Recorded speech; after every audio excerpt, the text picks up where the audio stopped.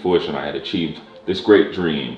And in this moment, even though it was great, I was looking for something from my father. And I knew where he was. I went to go see him and knocked on his door. And that poem is just kind of what, in my opinion, what happened in my emotions of wanting my father in this great moment and not asking a lot. I kind of just wanted him to celebrate me. I wanted a moment for him to be like, no matter, like, I'm sorry for what happened in the past, but I am very proud of you in this moment. But at the end of the day, what I got was not that.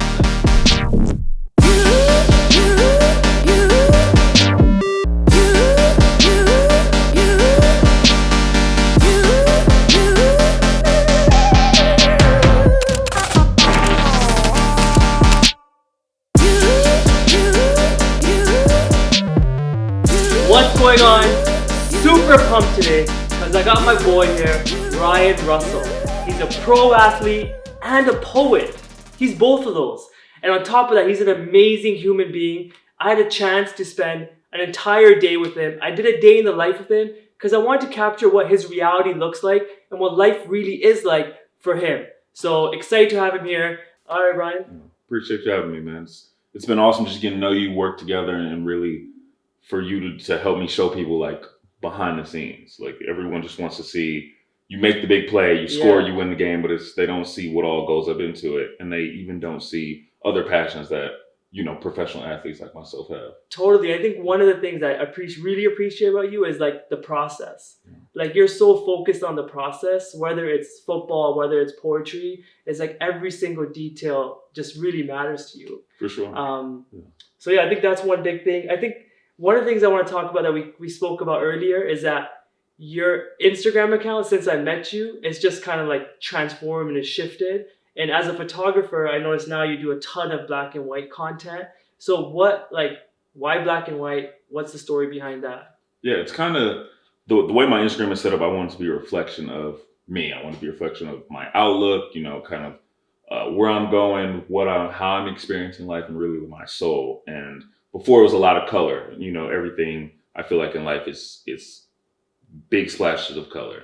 So before it was kind of a distraction. It's like going out, getting drunk, trying to meet girls, whether it's just hanging out with people you're not supposed to hang out with, whether it's drug or alcohol. These were all just kind of colors. Like they look cool, they're bright and flashy, totally. But at the end of the day, do they really show you what's in the picture? Are you focusing on the content of the picture? Or are you looking at the color?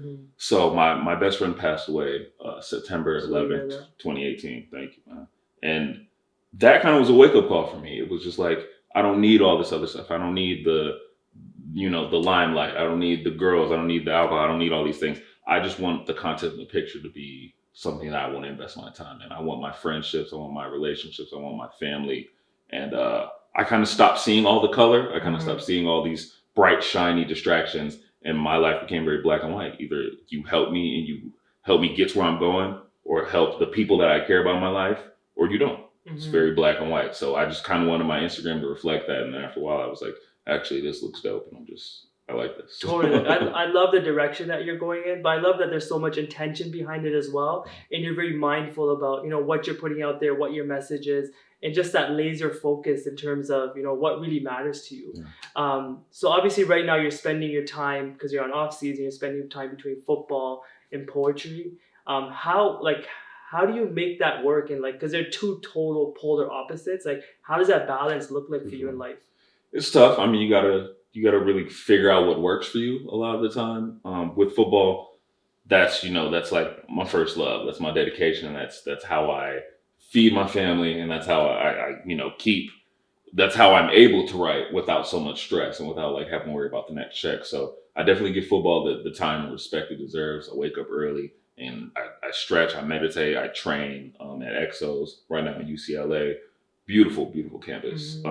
So I want to give football that attention. Anything that distracts from football, I really can't have it in my life. So I definitely work around that. So wake up early, about 5 a.m., go eat a shake, eat a bar, meditate, stretch, go train, and kind of square that away. Put that money in the bank. So no matter what happens after that, I know football's good.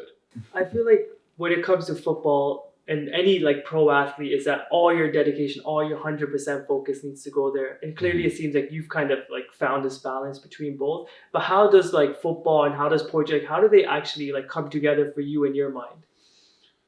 It's huge, honestly, because they're both, to me, they're not occupations, they're passions, and they're both lifestyles. Like the way that I eat, the time that I go to sleep and wake up, the things that I do, even the people I engage with, I base around football, and now I base around poetry too, and just literature in general.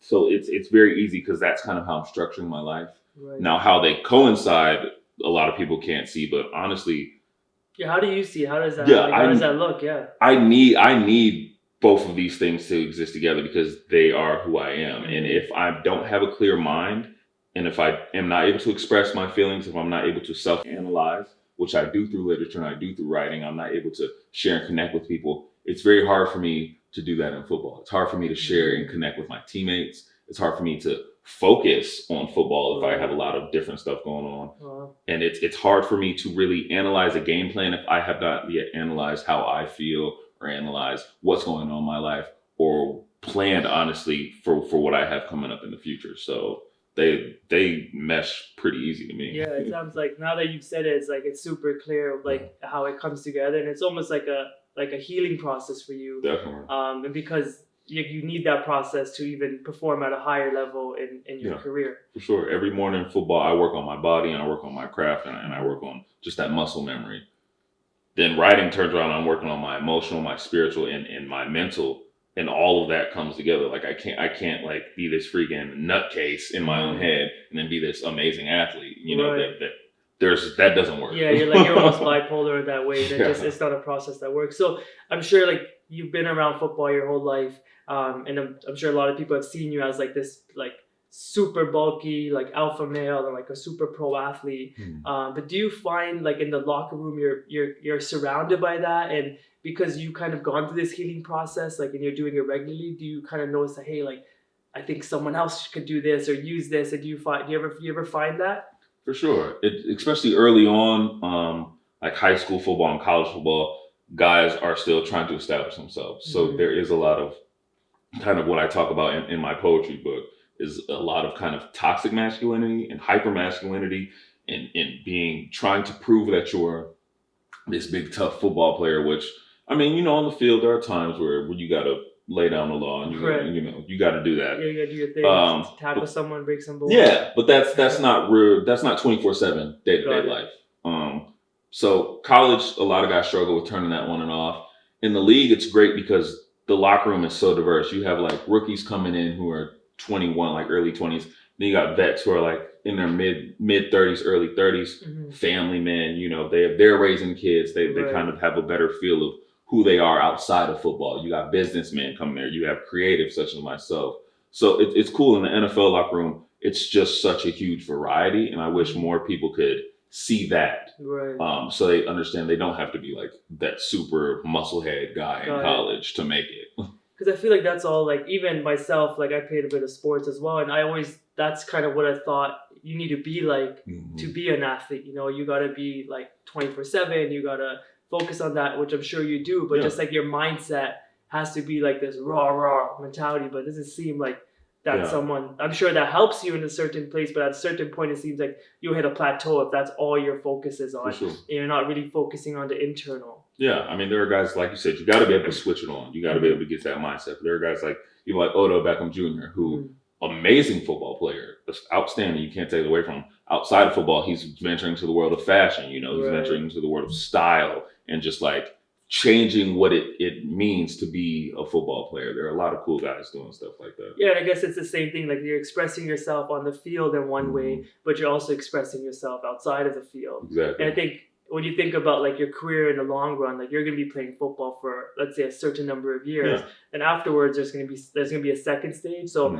I'm actually really excited because I feel like obviously I want you to play football as long as possible and be safe with it, but it's like I feel like you have something else going for you as well in the background. Definitely, that keeps you safe. It's cool because there are a lot of guys who get in a situation where they don't get to find their second passion, and then maybe their career, say you get hurt or whatever circumstances are. and then you're scrambling. Mm-hmm. You're like, oh, what else can I do? I've played football. Some of us played football since we were, this big. It's kind of like all we know. Yeah. So it's cool that my second passion is something, one, that the Lord has like blessed me with talent in, and then two, like that I am able to make into a career and that people are connecting with and actually really seeking from me. So it's great.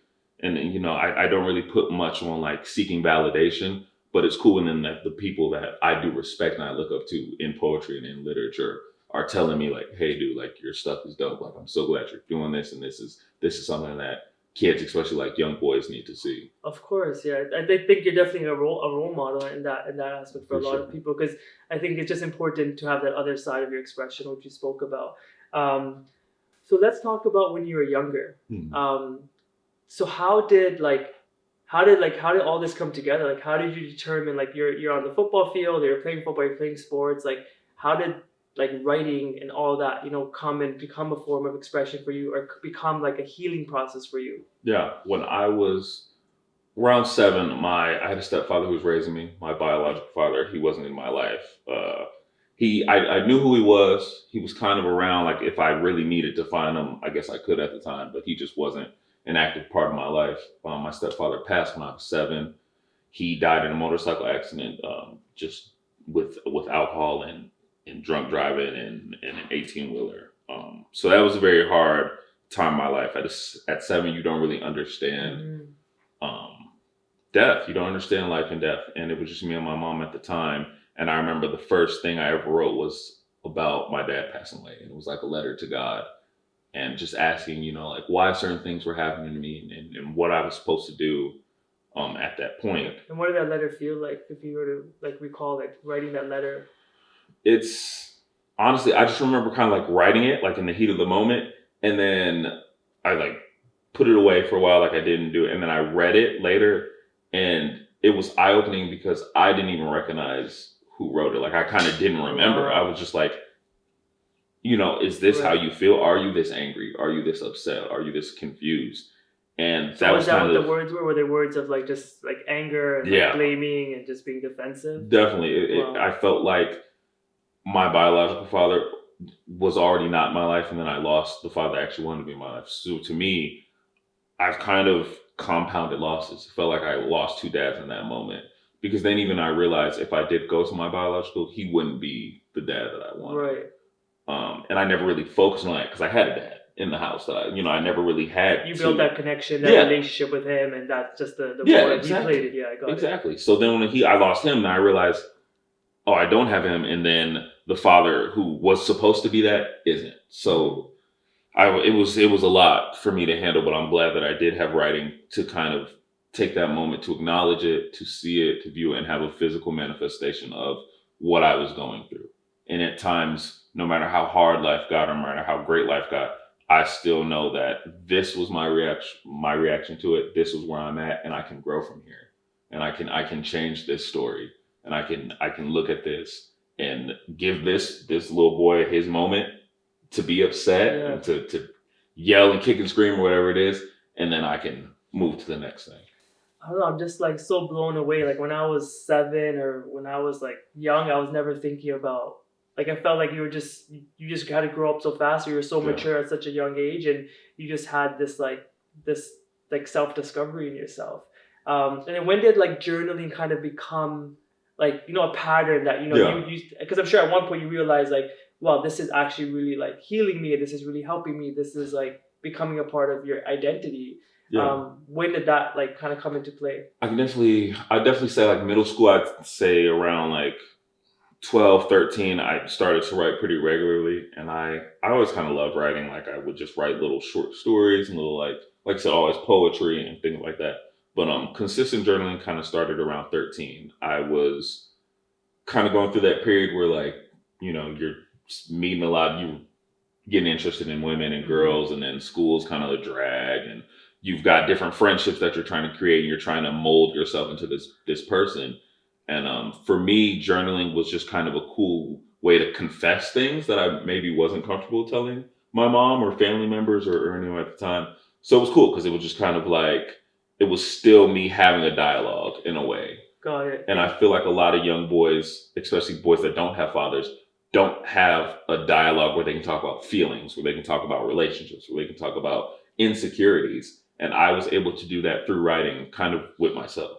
And I think sometimes even if you have that relationship with your father, that relationship might not even go into that depth, Yeah. right? It's like sometimes like to people that we look up to, they haven't had a chance to explore those feelings themselves because they're raised in a way where that just wasn't normal.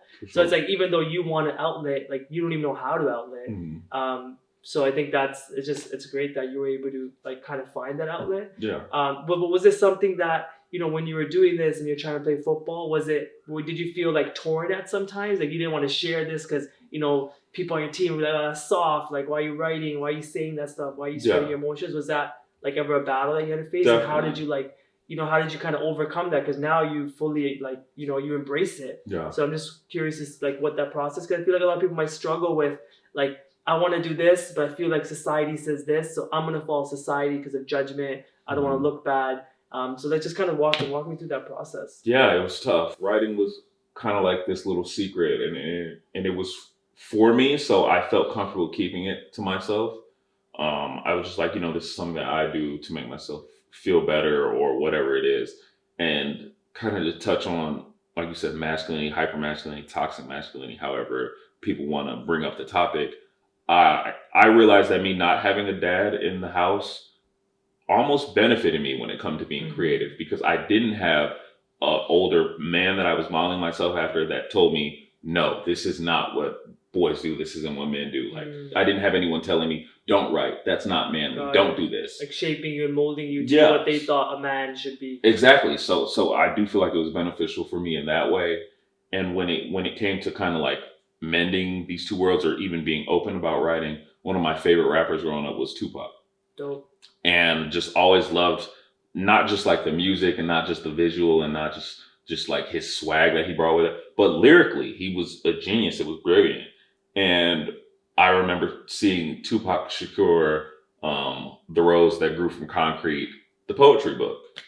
And it was kind of like this moment where I was like, if someone who's this freaking badass, like iconic, like no one's questioning like Tupac's manhood, like no one's questioning anything like that about him. If he can do it and write the poetry book and be open with his writing, like why can't I? You know, like so that kind of gave me that first push, and then I started letting my adopted brother at the time, I let him read some of my stuff, and he thought it was dope, and I kind of started letting my like English teachers read, and just close friends, people who I knew would accept me either way and like wouldn't be harsh, and just got like a lot of good feedback. And I don't have friends that are like yes men. I don't have friends that just tell me things. So I value their opinion, and then I started kind of sharing more a little here and there. And so what would you say to people that, you know, they kind of struggle to share like their true self?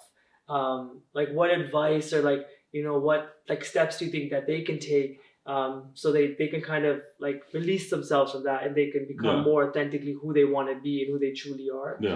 What do you feel like people out there can do? Well, I would definitely say in the creative field and in the artistic field, if you're scared of doing something, it probably means you should do it. It probably means that you care about it, you're passionate in it, and you want to do well in it. That's why it scares you a little bit. And I would say just start small, start scared. That's fine. That's how I was. I like that. Start small, start scared. Yeah, like just little bit by bit, like maybe write like 2 lines and send it to your girlfriend or your boyfriend or whoever you are. Maybe send it to your brother. Like I said, my brother is my first person.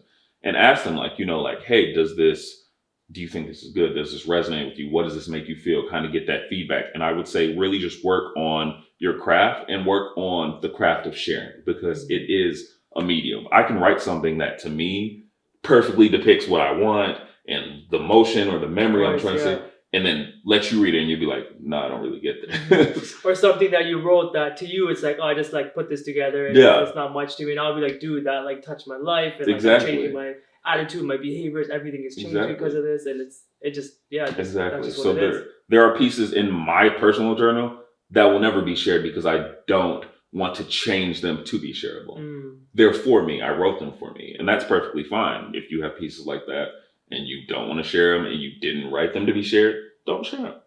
But if you do want to share and you do want to touch people and connect and want to share your art form and just give your truth, honestly, physical manifestation in this world, then I would say just start working at that. Start small, start scared, start with people you trust and people who are going to respect you, regardless of the quality. Got it.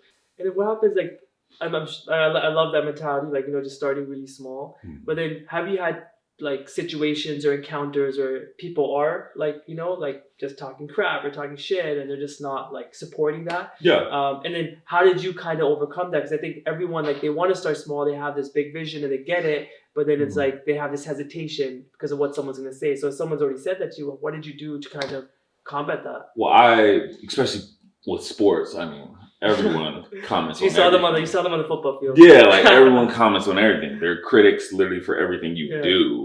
So I kind of already had tough skin from that. But I always go with the model, if you don't know me personally, I'm not going to take anything you say personally. Like, you don't know me. You don't know what it took for me to get here. You don't know what it took for me to write this or share this. And you're kind of just talking on a keyboard. Or even if someone says it to me in real life, you don't know me. Yeah. Like, you can't make any judgment on me as a person because you don't know me as a person. And if I'm writing something that really means something to me and it took me to get to like a vulnerable, confident place to share it, then that in itself has value. And that in itself makes it amazing, makes it beautiful, makes it art. So I would say if you don't know these people personally that are talking about you, don't take it personally. There are critics. Like, it's literally like a job to be a critic. Like, people are going to criticize. In anything you do, people are going to criticize you as a mother. People are going to criticize you as a player. People are going to criticize you as a writer. But we don't do it for the critics. Yeah. No, I love that. I think one of the things that myself and my fiance have kind of really been working on is that when you hear all that talk and that negative talk, instead of coming from a place like, like, what are they thinking? Like, what's wrong with them? And getting upset and getting like changing my state because of that, I start actually feeling empathy for them. And I'm like, you know what? They must be going through something in their life if that's how they want to. But like that's how they want to present to the world. If that's what they want to push on the world, that's the words that they want to use. I can only feel empathy for them because I hope that things are working out in their manner and they're taking care of what they need to take care of to do the things that they need to do. Right. For sure. I just like how like your mentality of it is just like, if you don't know me, you don't know me. No. It's as simple as that. So let's do this. Let's talk about your mom. Like, what does your mom mean to you? I'm sure she's been a huge impact in your life. I'm sure she's raised you. And I know football it's not a cheap sport, it's an expensive sport, and I'm sure there must have been some sort of struggle that she had to go through to make sure that you had the best life. Yeah, my mom, she's awesome, she's amazing. Football's not cheap. Feeding someone that looks like me is not cheap. But she was great. She worked 2 jobs and went to school. Wow. And that was huge because she didn't just want to be a provider and protector, but she also wanted to stress education. My mother knew that I loved football and she knew that I had talent, but regardless of whether football's in the picture or not, she wanted me to get education. She wanted me to go to a good school. So when I made the decision to go to Purdue on a full ride scholarship, it was because I could play in the Big Ten, I could play Ohio State, and I could play Michigan, and I could play Wisconsin, and I could play these powerhouse schools, but I could still get an education that in public schools is top 10 in the country. So just as like a lead by example person, totally. She was amazing. Also, my mother taught me what it was to be a man to a woman, what it was to be a man to a brother or a sister, what it was to be a man in a full spectrum, which was great. She taught me basically to be a man of my word, to be accountable. My mom, like I said, working as much as she did, she wasn't always able to be there. But she's like, call me when you get to school, call me when you get home. We're gonna go over, tell me what you learned today, tell me your assignments. There's food in the kitchen. I'll write down how to warm it up. I'll write down this. And she was very present in my life, even in times where she wasn't physically there. And then it was crazy because she would come in super late. She would leave before I freaking woke up and come in like while I was going to bed, and she would still sit down and talk to me, and not just talk, but listen and have questions about something I told her 3 days ago that anyone else would be like, I'm tired, just like go to sleep. But she always, I never felt like a burden. Like, she was just always so attentive, and we had so much fun. We weren't the richest family growing up, but I couldn't tell because my childhood was amazing. I had a mother who was my best friend, who made me laugh. We actually enjoyed spending time together. And then we just did fun things like camp out maybe in our living room, like one night, or we would go, I love this. One of my favorite memories of our mom we would go to Dallas Love Field Airport, and there's a place you could park, like right kind of by the landing strip. We get like a bunch of like little food from like my favorite fast food spot or whatever. We would kind of make a picnic out of it. We get blankets and we just park there. We'd watch the planes take off and land, and we would kind of like make up stories like, oh, that plane's going to, you know, China or whatever, and that plane's coming in from France, and we're acting like we're taking these trips on these planes, and it didn't cost a lot. It kind of seems maybe like weird to some people, but it is one of my most. I think that's amazing. Yeah, it's one of my most prized memories with my mom, and she would just always do stuff like that for me. She was always really, she was always the hugest part of my life and the hugest positive force in my life. And honestly, I could talk about her for forever. She's amazing.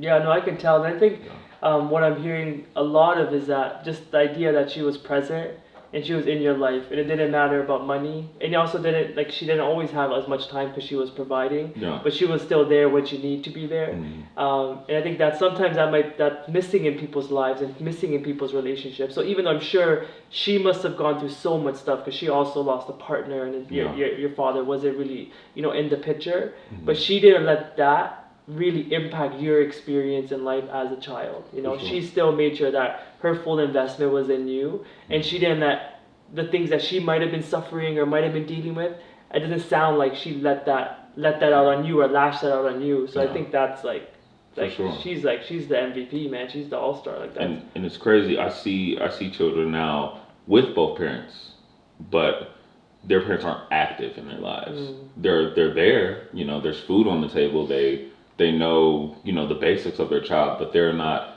taking an active role in their child's life. And no matter how much you kind of raise a child or how much you like, okay, I want you to do this and be like this, your child's going to have his own personality. He or she's going to have things they like. He or she's going to grow and change. And if you're not actively learning about your child or actively participating in their life, you don't know who your child's going to become. Just because you stay in the same house with them doesn't mean you really know each other. And like I said, not only did my mother know me, but we actually genuinely enjoyed being together and spending time together. And we were friends, you know what I'm saying? Like, even though like the respect was still there. But yeah, she's my best friend. I would tell her, I told my mom everything. Like, still to this day, I talk to my mom like every day. Tell her everything. Love that. Mama's boy. Yeah, definitely. I call my mom all the time too. My dad's always like, why are you calling your mom first? Why don't you call me first? Yeah. I'm like, I know you're there, but really, like, I just want to call my mom and see how she's doing. When we did the day in the life, you shared your book with me, you shared some of your poems with me, and the one poem that you shared with me that to this day still sticks in my head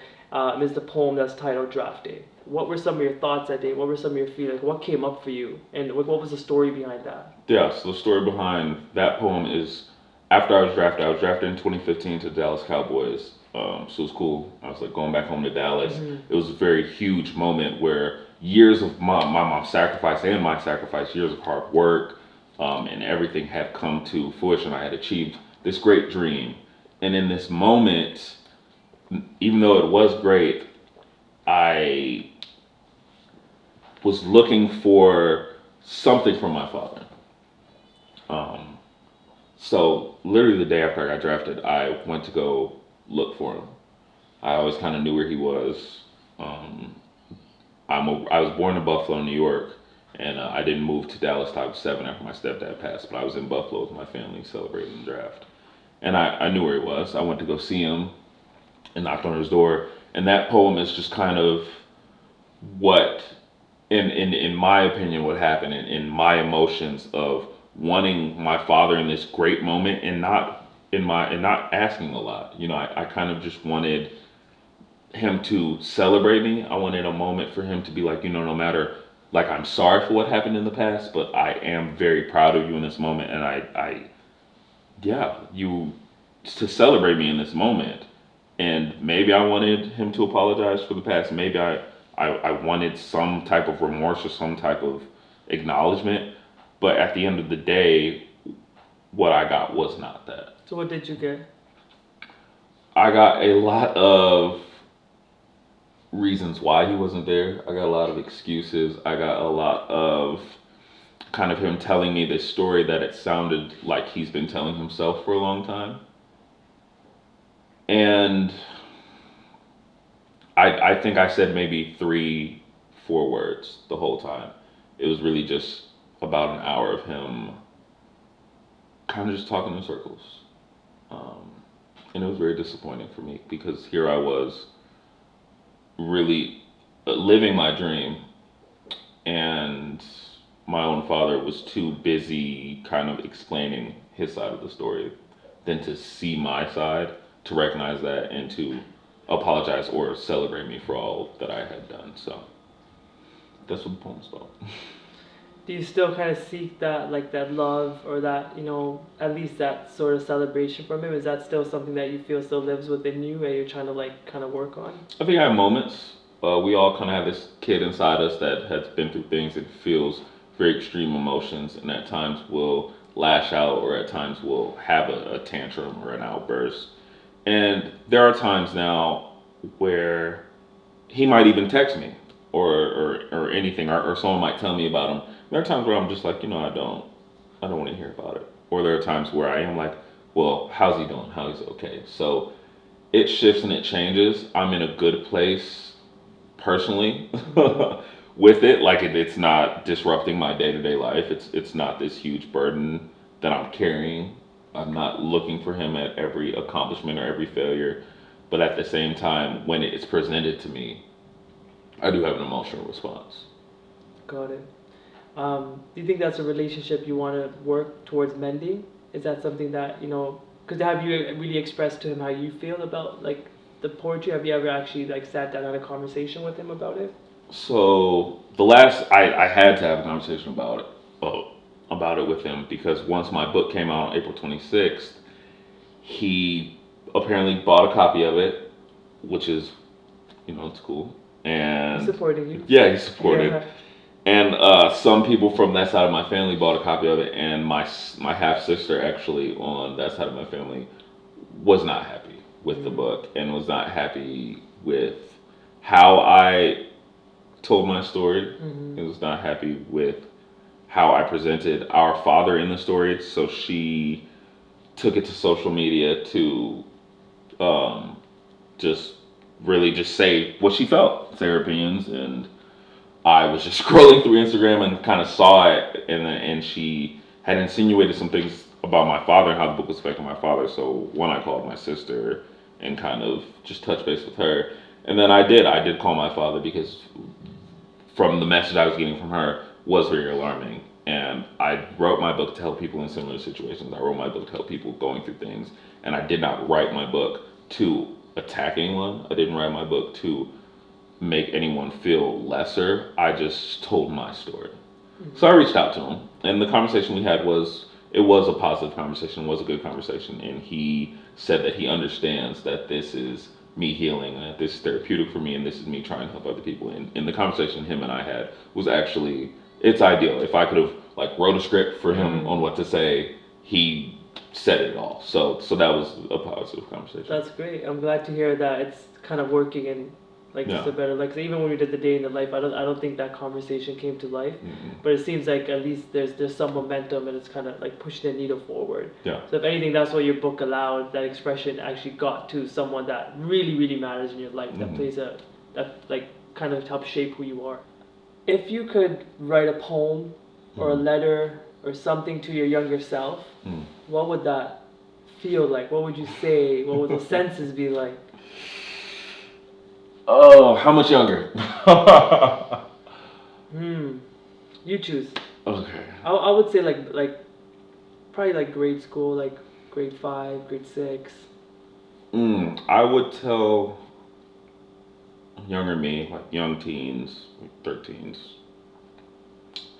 I'd probably just tell them not every situation you go through, or not every problem you're presented with, not everyone who wrongs you or lets you down, all those things aren't a reflection of you. They're not moments for you to doubt yourself. They're not moments for you to question whether you're good enough.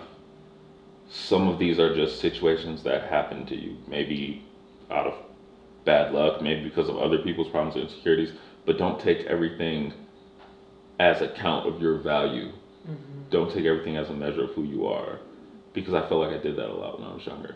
That if a relationship didn't work, it was because I wasn't good enough. That if my father didn't want to be in my life, it was because that I wasn't the son that he wanted. If things didn't happen for me, it was because I wasn't enough. And it's not the case for anyone. Right, yeah. And But sometimes as humans, that's the story that we create. Yeah. Because we just default go to like what's the negative situation it could be. for sure. But like there's always there's just different sides to it. That's just what happened. It's just the story is what we continue on and keep living with. Yeah, it's like the world does not have it out for you. Like you're fine. Right. Yeah. Totally. Yeah, so I would probably just I'd tell him that, like, yeah, quit taking everything so hard. It's not all about you. You're good. Yeah. That's awesome. So let's talk about your book. So Prisoner Passion. Mhm. You can purchase the book on Amazon. So if you're watching this, support my man. Grab his book. Definitely gonna be worth it.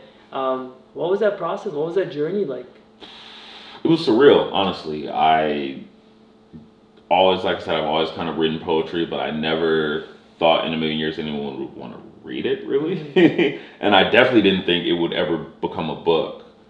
Christopher Poindexter, another contemporary poet, very popular on Instagram and in stores, he came to me, actually, he reached out to me via social media. And I had posted a few things, like quick little writings that I had shared, and he was like, yo, man, this is dope. Like, I'd love to read more of your stuff. And I sent him a poem that's in the book, Football is Not War. And he fell in love with it. He was like, this is amazing. If you have anything else like this, me and my brothers are actually opening up a publishing company. I want to get into publishing. I want to help young artists have their voices be shared and heard. And I was like, man, you're the expert. Like, if you think it's good, then I'll give it a shot. He was like, okay. He was like, well, roughly, like, how many poems do you have? And at this point, I was just kind of like writing them on my phone in notes. And I was like, I don't know. I don't know if I got enough, man. I got like, I'm looking at my notes now. I got like about 300. And then he was like, Wow. whoa. He was like, okay. I was like, yeah. I was like, but they're not all like ready. Like, I could write more. And he was like, no. He's like, that's good. If anything, you need to like edit and like, cut them down. Yeah, less is more. Yeah. So I was like, he really just made me feel like I had a story that needed to be shared and that it was like interesting and creative and imaginative. And like I said, I whittled down. I took about maybe like 100 poems I had just kind of written in the past couple of years that I still felt were like relevant to my voice now and myself as an artist now. And then I wrote about 45 to 50 original pieces just of memories and moments that I really wanted to get in and depict in my journey. And Chris is awesome. He came down to LA. I designed my own book cover with his help.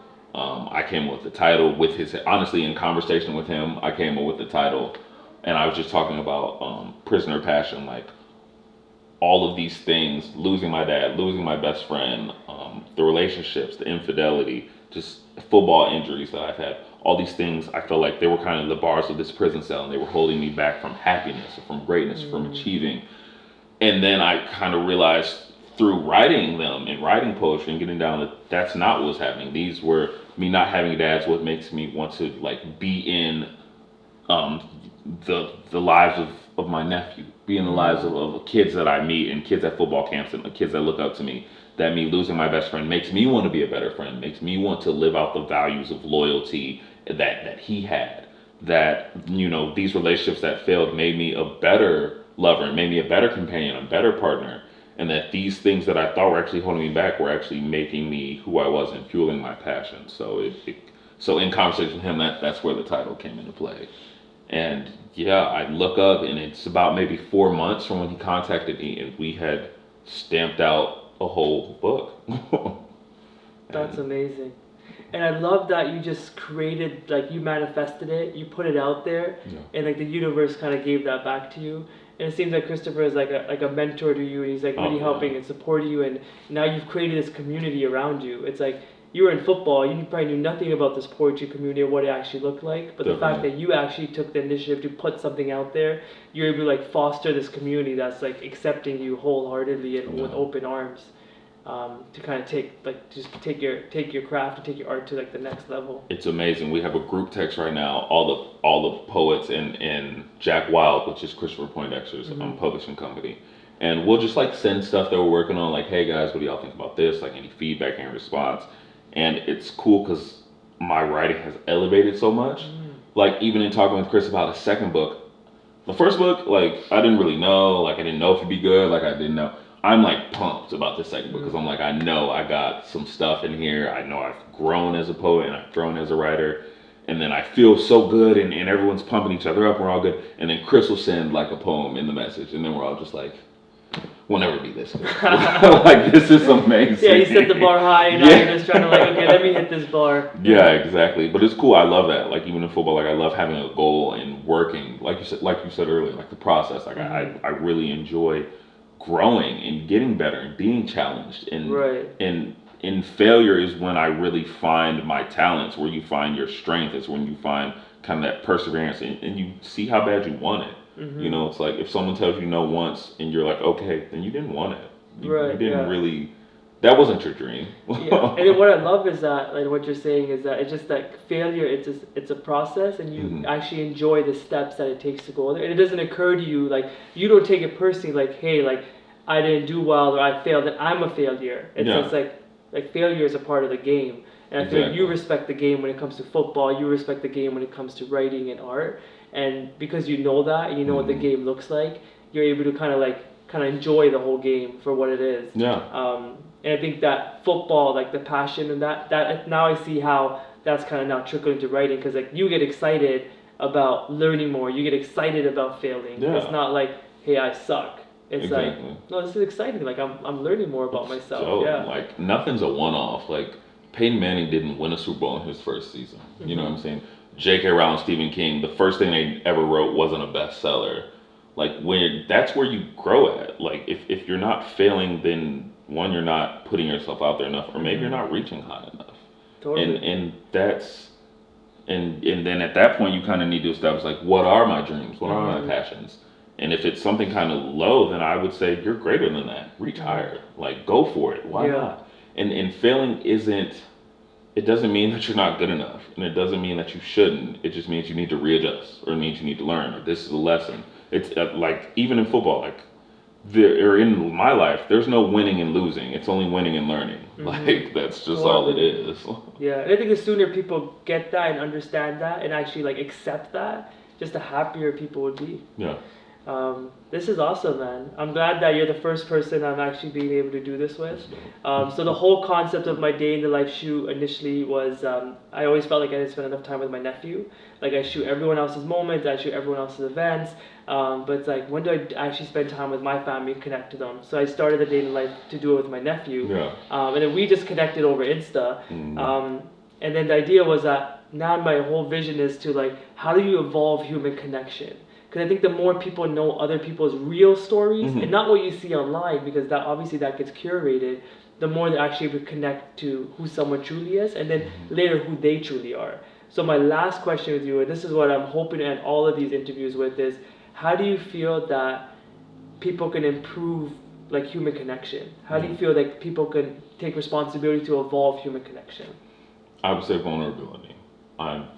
In my experience, people have always shared their most precious or valuable or treasured most vulnerable moments when I've done the same first. And I believe, that when we were first brought on this earth, however you believe creation began, that we were naked and we were vulnerable and we were just open.